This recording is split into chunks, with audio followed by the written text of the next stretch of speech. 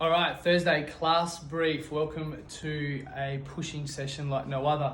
Today we're going to start with a warm-up, 3 rounds, 10 inchworms with a push-up, 10 body weight single-legged deadlifts, 10 on the right, left, 10 on the right, 10 body weight windmills, again 10 on the left, 10 on the right.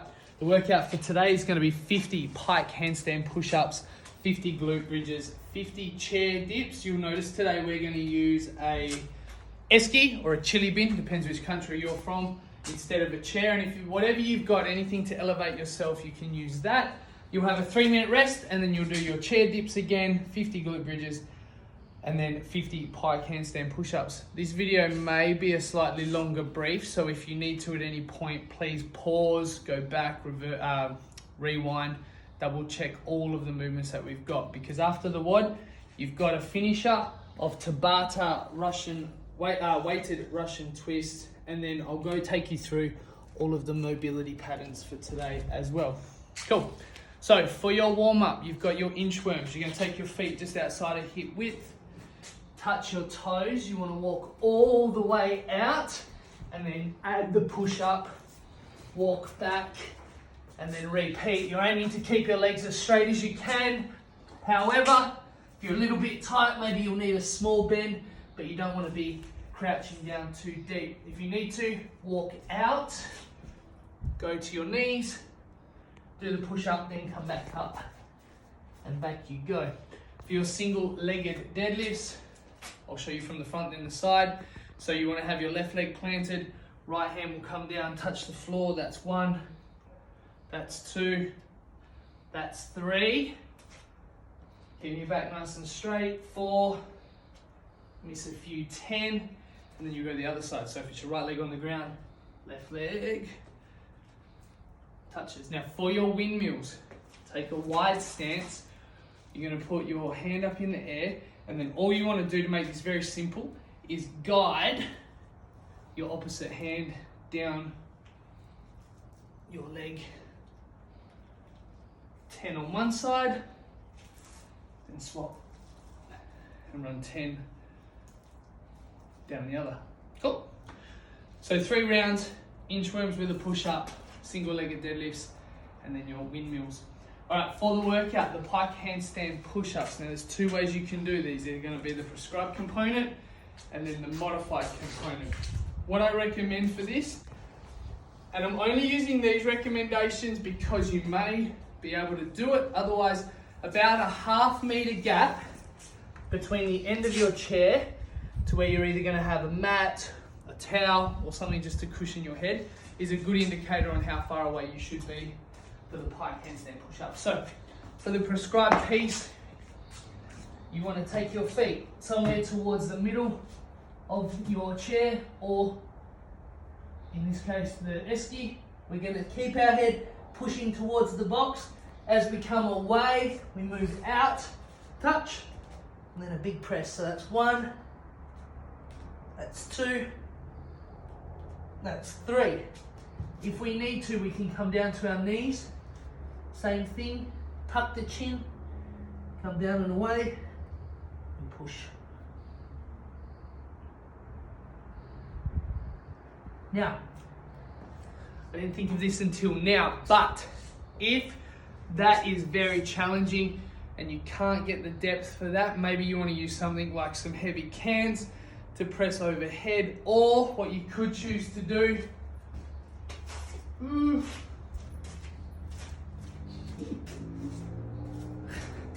use something with a little bit more elevation, stay on your knees, and instead of going all the way down, just work the shorter range of motion, and then as we go along over the next couple of weeks, we'll be able to increase that range of motion. Cool. From there,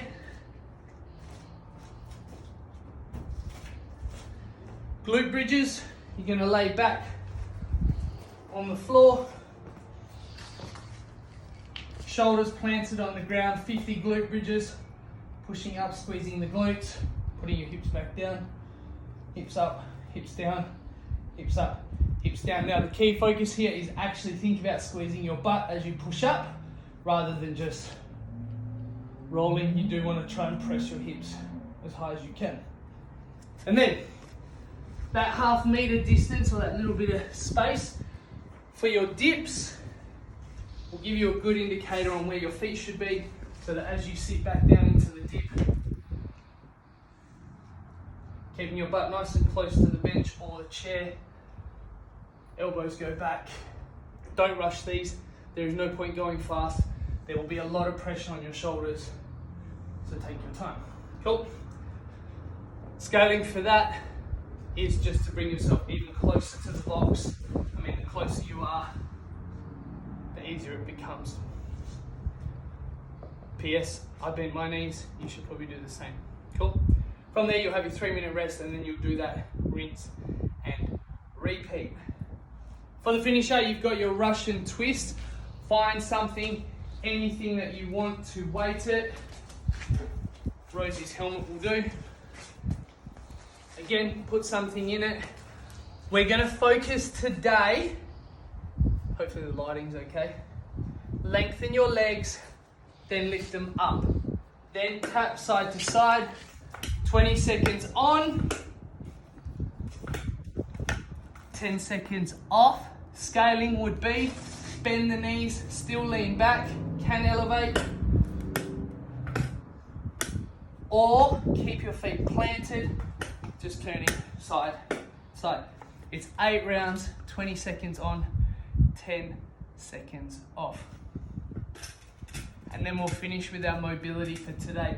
Guys, in all of these workouts, I do want you to start to focus on your mobility. The workout spaces themselves are about half an hour, including warm-ups. We're aiming for about 35 minutes, plus 10 minutes of stretching at the end. So, your couch stretch. You should already have your box, your chair, either or. Just finding your length, chest up, shoulders back.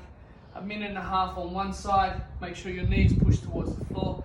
You want to make sure you are upright, leaning forward, hunching down, not getting as much stretch through the hip flexors after doing the Russian twist. So 1.5 minutes on one side.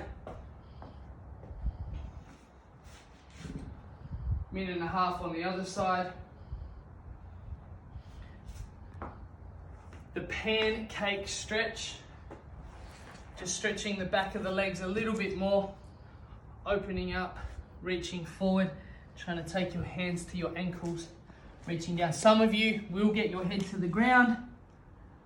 Some of us immobile people, not going to happen. We're just going to hang out here if we can. Forearms onto the floor. A full 3 minutes. Then, child's pose. We're going to add to child's pose a little bit of a tricep stretch as well. Those of you that have done ROMWOD, they would call this child's pose with arms. So elbows out in front, reaching down your back, sitting in position.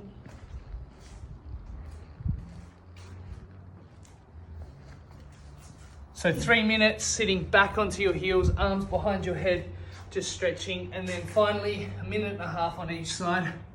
Arm reaches out, kicking your weight over to the side.